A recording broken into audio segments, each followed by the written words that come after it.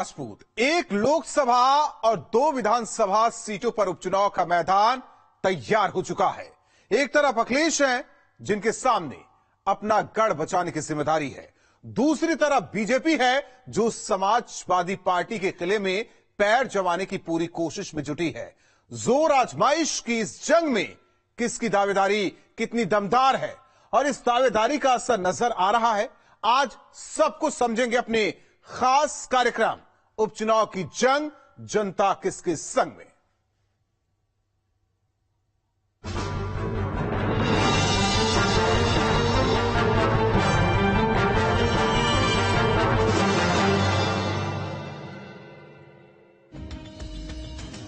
किसने सोचा था उपचुनाव धड़कने तेज कर जाएगा? किसको मालूम था 3 सीटों की लड़ाई में चुनावी धुरंधर पूरा दम लगा देंगे। मैदान तैयार है, बिसात बिछ चुकी है, मोहरे इम्तिहान के लिए उतर चुके हैं, दिग्गजों की साख दांव पर है। एक एक सीट पर बेसब्री से नतीजों का इंतजार है। सवाल सिर्फ 3 सीट का नहीं, सवाल है साख बचाने का।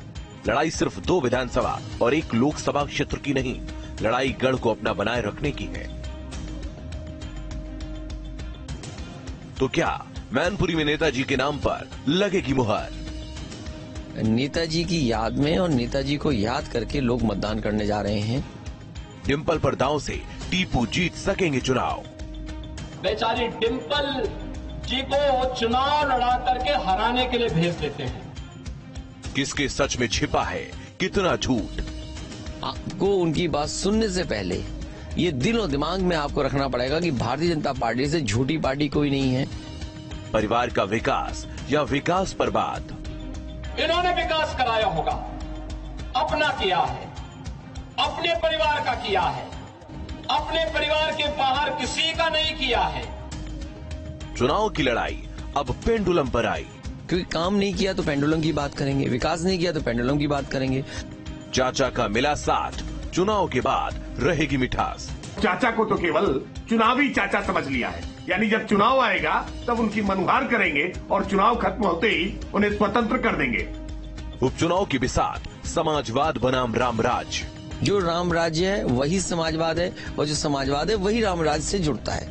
अखिलेश के ऑफर का चुनाव में कितना असर? हम ऑफर देते हैं, हमारे 100 विधायक पूरे आपके साथ, जब चाहो तब मुख्यमंत्री बन जाओ, हम लोग इंतजार नहीं करना चाहते। चुनाव में किसका समाजवाद होगा कामयाब? शिवपाल जी का जो समाजवाद है वह है जिसकी लाठी उसकी भैंस। अखिलेश जी का समाजवाद ते अवसरवादी समाजवाद है। अब इंतजार है उस पल का जब जनता 3 सीटों पर उम्मीदवारों के कल का फैसला करेगी। मुद्दों की कसौटी पर किसको कितनी जगह मिलेगी? गढ़ की लड़ाई में किसका किला बचेगा और किसका गुरूर टूटेगा?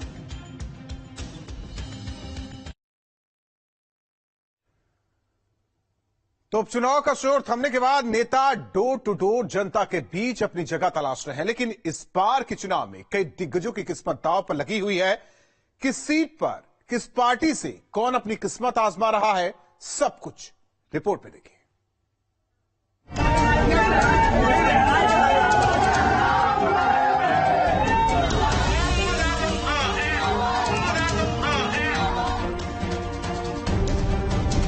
दो 2024 का ट्रेलर माना जा रहा 2022 का उपचुनाव अब अंतिम चरण में पहुंच चुका है। प्रचार का शोर थम गया और नेताओं ने डोर टू डोर प्रचार की कमान संभाल ली है। चुनावी मैदान में मुकाबला भी इस बार बेहद दिलचस्प है, क्योंकि 3 सीटों पर हो रहे उपचुनाव में दिग्गजों की किस्मत दांव पर है। एसपी और बीजेपी दोनों सीधे आमने सामने हैं। ऐसे में सबसे दिलचस्प लड़ाई मैनपुरी सीट पर होने वाली है। यहाँ समाजवादी पार्टी की तरफ से डिंपल यादव मैदान में उतर रही है और बीजेपी ने रघुराज सिंह शक के ऊपर दांव खेला है। मुलायम सिंह यादव का गढ़ और एसपी का मजबूत किला मानी जाने वाली मैनपुरी लोकसभा सीट पर बीजेपी और एसपी आमने सामने हैं। सीट पर शाक्य वोटर्स की संख्या को देखते हुए बीजेपी ने रघुराज सिंह शाक्य को मैदान में उतारा है, तो डिंपल यादव के साथ सिंपैथी वोट की ताकत होगी। मैनपुरी के साथ ही रामपुर विधानसभा सीट पर भी नजरें टिकी हैं, क्योंकि आजम खान का मजबूत किला मानी जाने वाली रामपुर सीट पर दिग्गजों की बात करें तो बीजेपी ने आकाश सक्सेना को अपना उम्मीदवार बनाया है और एसपी का दांव आजम खान के करीबी आसिम राजा पर है। दशकों से रामपुर का किला आजम खान के पास रहा, लेकिन कोर्ट से आजम खान के दोषी करार होने के बाद से सीट खाली है। बीजेपी ने आकाश सक्सेना पर एक बार फिर से भरोसा जताया है। उम्मीद यही होगी कि बीते करीब 4 दशक से इस सीट पर बना आजम खान का तिलिस्म आकाश सक्सेना तोड़ सकेंगे। मुजफ्फरनगर की खतौली सीट पर भी विक्रम सैनी की सदस्यता खत्म होने के बाद उपचुनाव का इंतजार है। इस सीट पर बीजेपी ने विक्रम सैनी की पत्नी राजकुमारी सैनी को उम्मीदवार बनाया है और आरएलडी की तरफ से मदन भैया उतर रहे हैं। जाहिर है दिग्गजों की किस्मत अब दांव पर है। उपचुनाव में मुकाबला सीधे समाजवादी पार्टी बनाम बीजेपी का है। हर सीट पर पार्टियों का पूरा फोकस भी है, क्योंकि 1 लोकसभा और 2 विधानसभा सीट पर हो रहा उपचुनाव 2024 के लोकसभा चुनाव के ट्रेलर से कम नहीं। Team news state. वहीं उपचुनाव की वोटिंग का वक्त अब धीरे धीरे करीब आ रहा है, जिसके साथ चुनावी मैदान में गर्मी भी बढ़ती जा रही है। एक तरफ बीजेपी लगातार परिवारवाद के बहाने अखिलेश पर निशाने साध रही है, साथ ही बीजेपी राम राज्य की बात कहकर तीनों सीटों पर दांव खेल रही है। वहीं दूसरी तरफ खुद को समाजवाद का सबसे बड़ा सिपाही कहने वाले अखिलेश यादव बीजेपी के हर सवाल पर सियासी वार कर रहे हैं। तो उपचुनाव की लड़ाई में समाजवाद बनाम राम राज्य पर कैसे बयानात चल रहे हैं, इस रिपोर्ट में देखिए।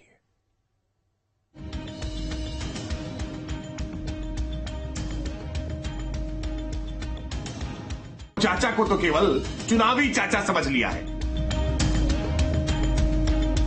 पिछली बार तो कम से कम जसवंत नगर नेताजी के नाते मिल गई। उनके पास प्रोपेगेंडा मशीन है। इन्होंने विकास कराया होगा, अपना किया है। जो राम राज्य है वही समाजवाद है। ये जेपी का समाजवाद नहीं है।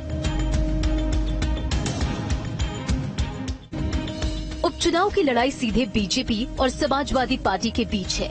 एक तरफ बीजेपी है जो विकास की बात और राम राज्य के दावे के साथ मैदान में उतर रही है, तो दूसरी तरफ समाजवादी पार्टी है जो समाजवाद के सहारे चुनावी नैया किनारे लगाने की तैयारी में है। परिवारवाद की बात पर समाजवादी पार्टी हमेशा से ही बीजेपी के निशाने पर रही है और अब उपचुनाव के मौके पर मैनपुरी के मैदान में अखिलेश यादव का यूं डेरा डालना भी बीजेपी के लिए अखिलेश को आड़े हाथों लेने के मौके से कम न था। समाजवादी पार्टी के लिए अब परिवार की अवधारणा बहुत संकुचित हो गई है। अब परिवार में केवल एमबीबीएस यानी मियां बीवी बच्चों सहित केवल इतने तक सीमित हो गया है। वरना आज मैनपुरी में गांव गांव गली गली जाकर के अखिलेश यादव जी हाथ जोड़ करके वोट की अपील कर रहे हैं। वो अखिलेश यादव जी आजमगढ़ में भाई धर्मेंद्र यादव के लिए चुनाव प्रचार में नहीं जाते हैं और चाचा को तो केवल चुनावी चाचा समझ लिया है। यानी जब चुनाव आएगा तब उनकी मनुहार करेंगे और चुनाव खत्म होते ही उन्हें स्वतंत्र कर देंगे। तो ये परिवार की अवधारणा समाजवादी पार्टी के लिए बहुत छोटी हो गई है। डिंपल यादव के चुनाव प्रचार में अखिलेश यादव ने मैनपुरी के मैदान की कमान संभाल रखी है, मगर मैनपुरी में अखिलेश का उतरना ही बीजेपी को मौका दे गया। डिंपल के समर्थन में अखिलेश की ताबड़तोड़ रैलियों का जवाब मुख्यमंत्री योगी आदित्यनाथ ने तंज भर अंदाज में दिया है। बेचारी डिंपल जी को चुनाव लड़ा करके हराने के लिए भेज देते हैं। फिरोजाबाद में भी उन्होंने यही किया था ना, और कन्नौज में भी यही किया था। चुनाव हारना है तो उनको आगे कर देते हैं। बहाना भले ही डिंपल थी, मगर निशाना अखिलेश यादव पर ही था। इरादा फिर परिवारवाद की बात के साथ अखिलेश यादव को आईना दिखाने का था। मगर समाजवादी पार्टी के साइकिल के मालिक अखिलेश बीजेपी के वादों को हवा हवाई बताने में कतराते ना दिखे।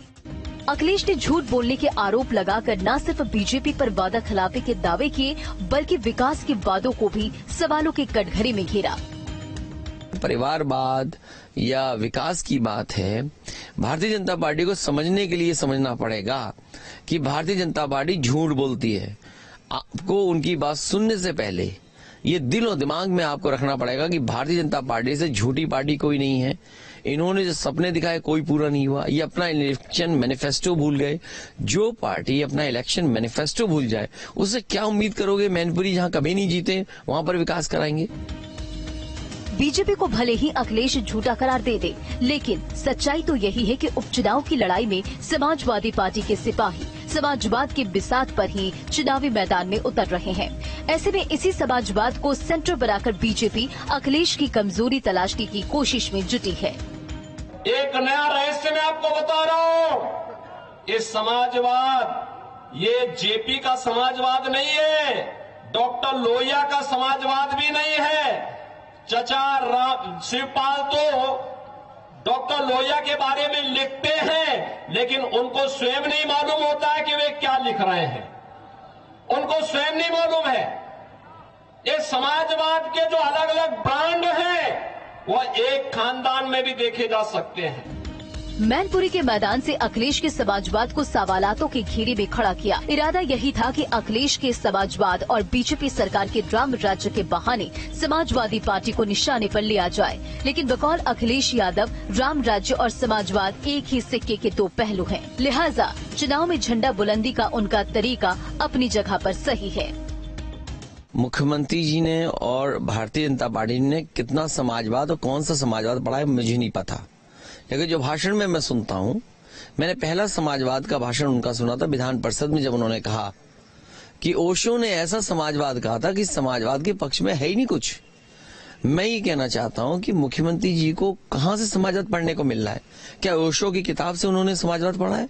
और फिर रामराज्य की जो बात करते हैं, क्या कोई कल्पना कर सकता है बिना समाजवाद के रामराज्य? जो रामराज्य है वही समाजवाद है, और जो समाजवाद है वही रामराज्य से जुड़ता है। अखिलेश यादव ने अगर समाजवाद और राम राज्य को एक ही तराजू में तौला है, तो बीजेपी की तरफ से समाजवाद की इसी धारणा पर सवाल उठाए गए हैं। सवाल यही है कि भले ही अखिलेश लोहिया के रास्ते पर चलने के दावे करें, मगर पार्टी और परिवार के हर किरदार के दिल में समाजवाद का अपना अलग तरीका बना है। शिवपाल जी का जो समाजवाद है वह है जिसकी लाठी उसकी भैंस, यानी ये लठैत समाजवाद है इनका। प्रोफेसर राम गोपाल यादव का समाजवाद वह पूंजीवाद में बदल गया है। सब धरती गोपाल की, नोएडा से लेकर के फिरोजाबाद तक जो भी धरती दिखाई देती है, समाजवादी पार्टी की सरकार में उस जमीन को उन्होंने या उनके शागिर्दों ने हथियाने में कोई गुरेज नहीं की। और अखिलेश जी का समाजवाद पे अवसरवादी समाजवाद है। एक तरफ अखिलेश का समाजवाद है तो दूसरी तरफ बीजेपी की बात है।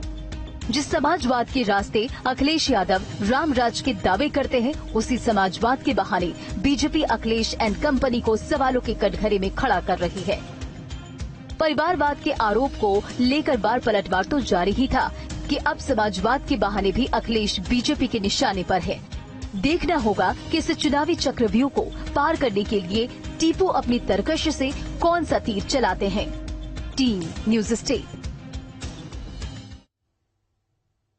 उपचुनाव को अगर करीब से देखा जाए तो ये साफ साफ नजर आएगा कि मुद्दों के बीच इमोशनल कार्ड की मदद से वोटों को बटोरने की भरपूर कोशिश भी की जा रही है। रामपुर के रण में आजम खां अगर आरोपों के जरिए जनता के बीच अपनी जगह तलाश रहे हैं, तो दूसरी तरफ मैनपुरी का मैदान मारने के लिए अखिलेश मुलायम के नाम पर दांव खेलते दिख रहे हैं।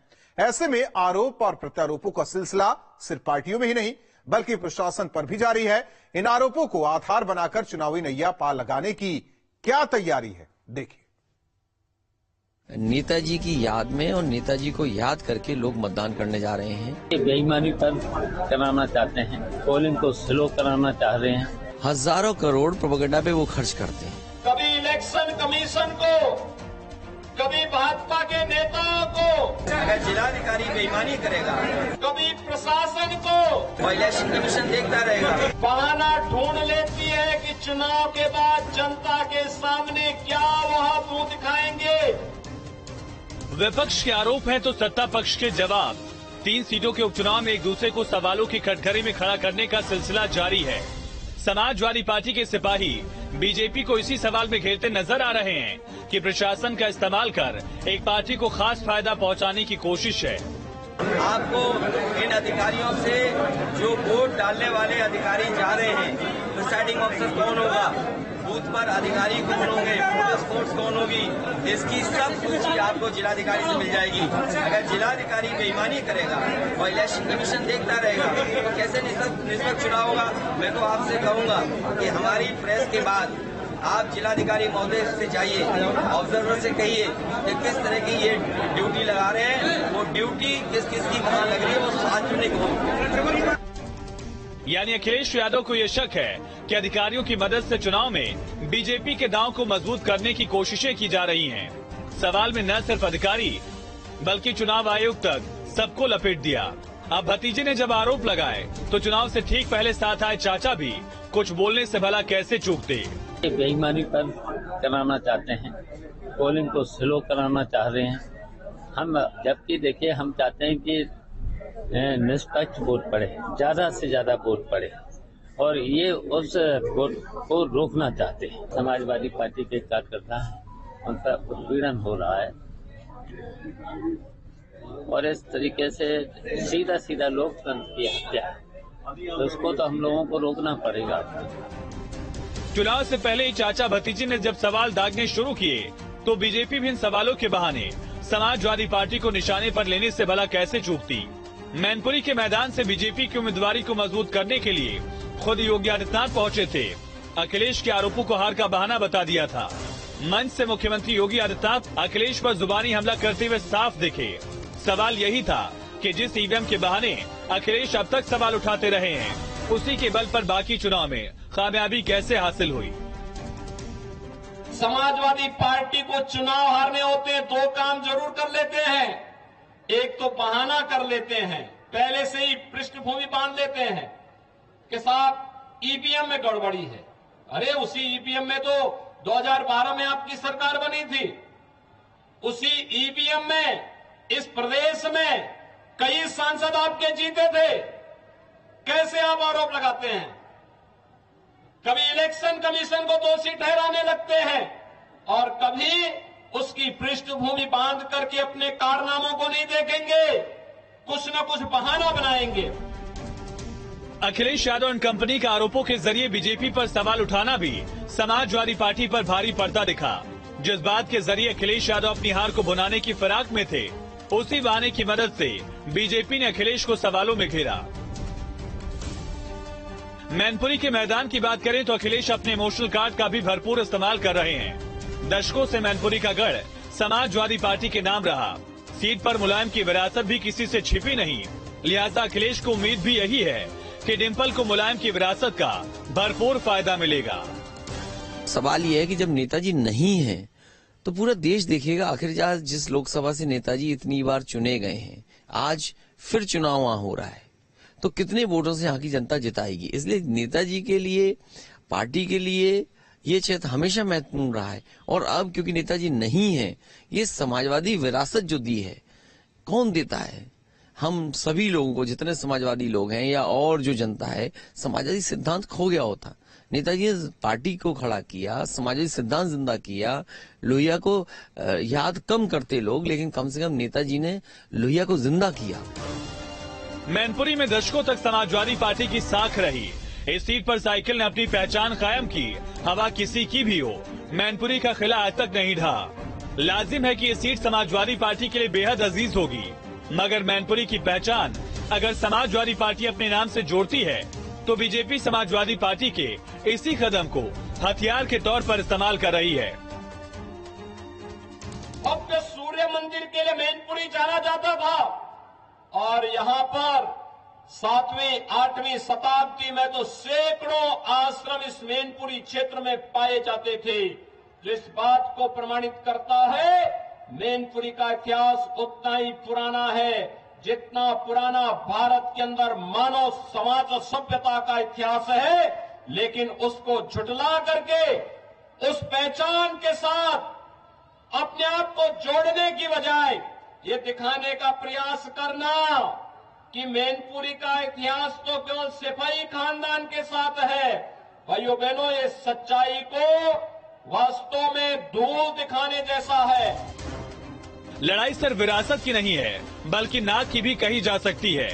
बीजेपी के पास खोने के लिए न के बराबर कुछ है और समाजवादी पार्टी के दो किले दांव पर हैं। एक तरफ मैनपुरी का वो गढ़ जहां हार नाक का सवाल है और दूसरी तरफ रामपुर की वो जंग जहां आजम की विरासत दांव पर है। खतौली में समाजवादी पार्टी का खाता पहले ही बंद था। अब असल चुनौती तो रामपुर और मैनपुरी में दबदबा कायम रखने की